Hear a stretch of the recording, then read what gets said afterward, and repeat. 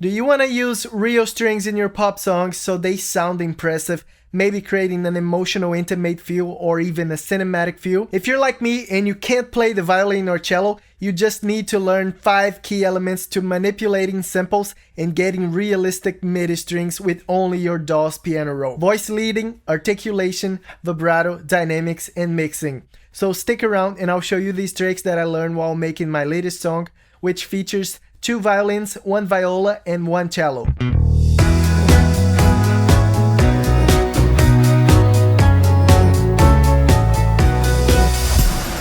Hey, how's it going? I'm Thales, pop music producer, and I really enjoy the sound of real string instruments. I think it's so cool when people use them in pop music. Always wanted to do it myself. So I borrowed a violin to see if I could learn something, but honestly, it was so hard to play and you have to tune the strings every time you practice, so my violin journey only lasted a week. Instead, I've spent a couple months researching about string sample libraries, orchestration, and performance because I seriously wanted to understand how they're played so I could write my own realistic MIDI strings. And I picked up some things that were totally worth sharing with you.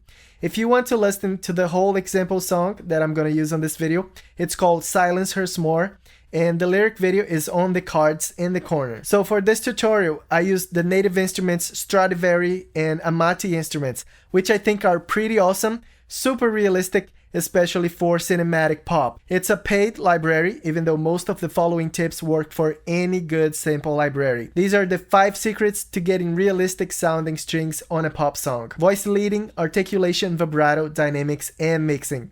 Let's talk about each one of them. A string section usually has a double bass, a cello, a viola, and 2 violins, or many of those, but just one of each is enough to create a very interesting texture for a pop song. We can have all the main elements we need: bass notes for power, a melody to keep the listener engaged, a counter melody to add movement, and some background harmony to glue everything together. On this song, I did not use a double bass. Instead, I chose to use an electric bass.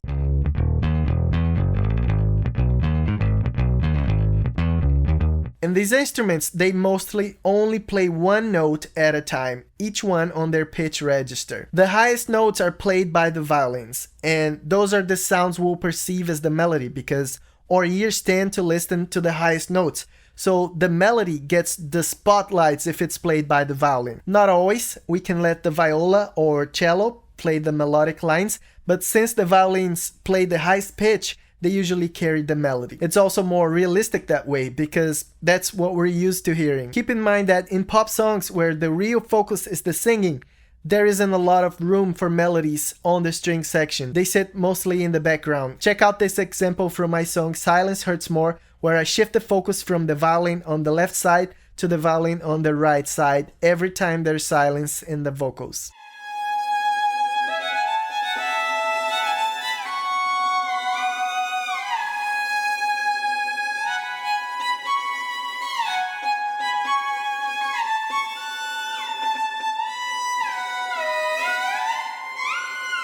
It's like they're having a conversation, call and response. With that in mind, a really good way to start producing a section of your song that has strings is to choose a chord progression, which is the subject of a video I posted last week. In case you want to check, it will be on the cards. So in my DAW, Ableton Live, I like to select all the string instruments, open the piano roll, and start creating the chords. That way I can visualize all the strings at the same time, and it makes composing much easier for me. Some people prefer Ensemble patches, which is a sample library that has a double bass, cello, viola, and violin in one single patch, and you can sequence the notes in just one track. It's like a single instrument. My preference is to work with individual patches, each one on their separate track. That's totally up to you and what fits your workflow better. Alright, say we have a basic chord progression. Each chord is played for a whole bar. Each instrument plays one note. That's where most people who are just getting started call it a day and move on.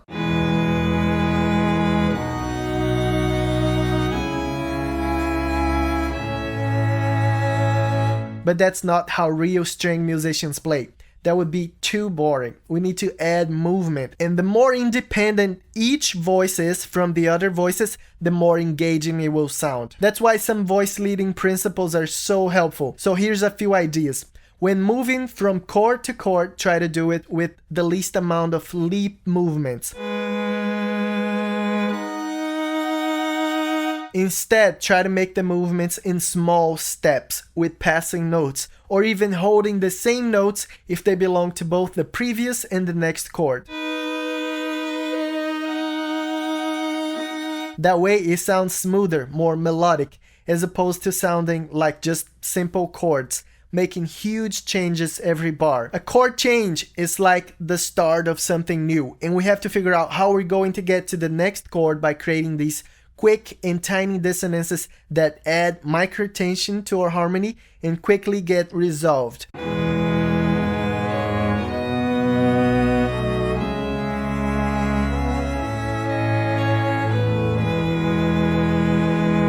Also, try to move only one or two instruments at the same time whenever possible, because our brains can't really distinguish lots of movements at the same time, so it would just get blurry and confusing otherwise. It can also start sounding too busy and overwhelming when you add too much movement like this.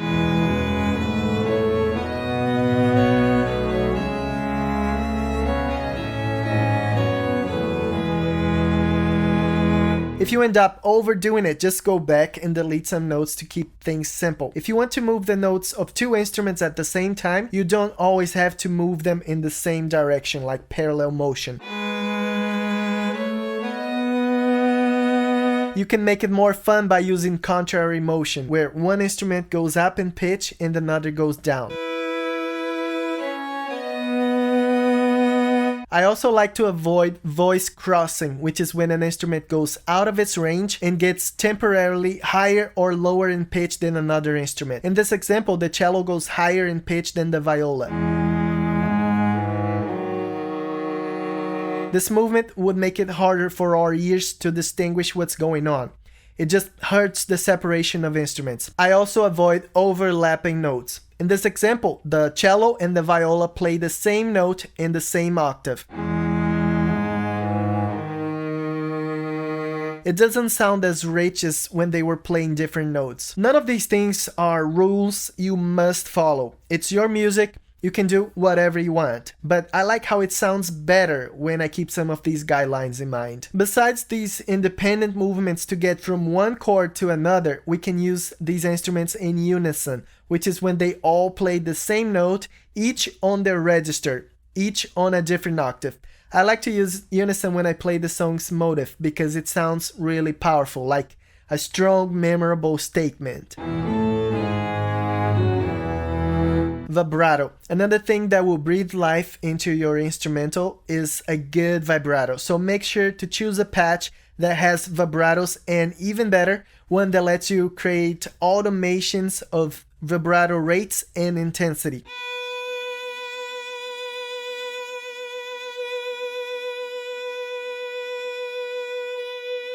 Then if you have a long sustained note in your song, that's a great time to use a strong vibrato, then dial down for the parts with more movement. Hey, I'm about to show you the secret sauce to making sure your strings will never sound boring. But first, can you tell me in the comments below what else you'd like to learn? And maybe that would be in my next video if I know how to help you. Alright? Articulations. Besides vibratos, string players use different articulations. These are alternative ways of playing the same instruments. They can go from legato to staccato to pizzicato and some other techniques to create different effects. And you can use MIDI notes to change them in your piano roll. In this example, the notes in the bottom change the articulation, while the notes on the top are the ones being played by the violin.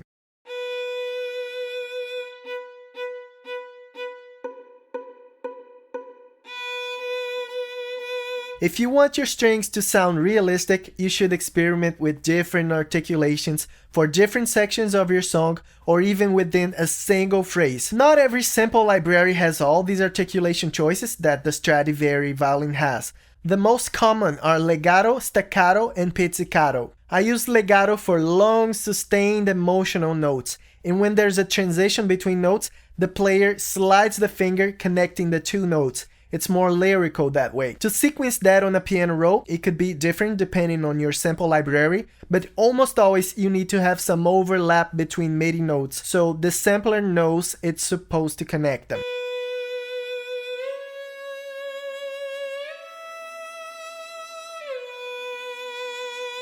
Staccato for short notes, it's more rhythmic. The notes are disconnected like this.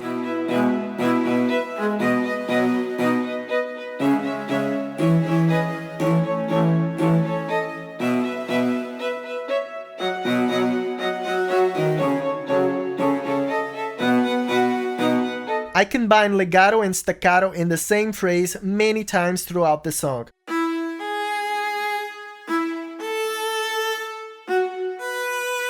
And pizzicato is a completely different way of playing those instruments. They actually pluck the strings.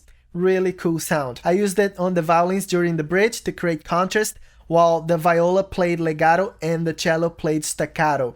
Check this out.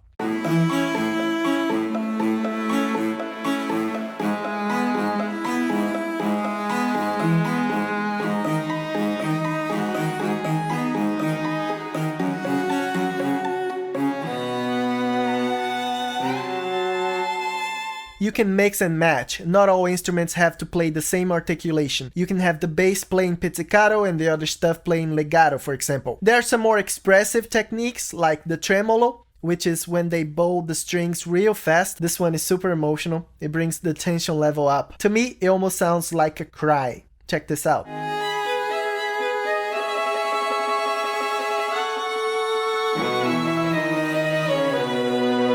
I also used the trill technique, and I chose to use it during a diminished chord to add a lot of drama and almost make it sound freaky or scary, matching the lyrics.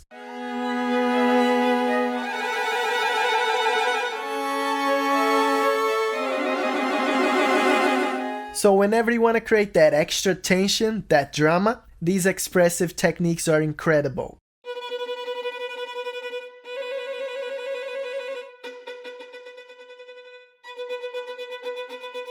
Dynamics. One thing that pop music doesn't feature very much these days is dynamics. However, with strings, it makes sense to play with dynamics. It's more realistic that way, since string instruments can be super dynamic. If you use a MPE controller like my instrument, that would be very easy to incorporate during the recording phase by just touching the keys with a heavier or lighter touch. Most keyboard controllers detect the weight of the touch, or you can use the modulation wheel to affect the dynamics. But if you don't have a controller, a simple way to manipulate that is to draw the velocity levels on your piano roll to determine the intensity at which the instruments will be played. I also made lots of volume automation on this track to mimic crescendos.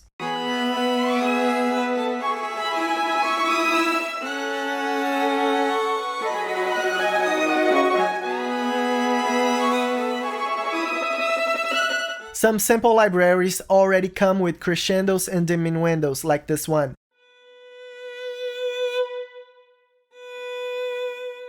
Another useful trick is to know the gaps your vocals are leaving and increase the volume of your strings to fill those gaps with extra melodic content so they have their moment to shine. And that connects with the next key element to good sounding strings on a pop song: mixing. You most likely will have to equalize your strings heavily so they don't get in the way of the vocals, unless it's your intention for them to cut through the mix. But it wasn't my intention, so I found myself cutting the high mid frequencies at around 2, 3, and 5 kilohertz to make room for the vocals. An extra tip is to make automations that turn this EQ off whenever the vocals are resting. Then your strings can come to the foreground of the mix without causing any masking to the vocals. But every song is different, every sample library too, so cutting the high mids may not even be necessary in your case.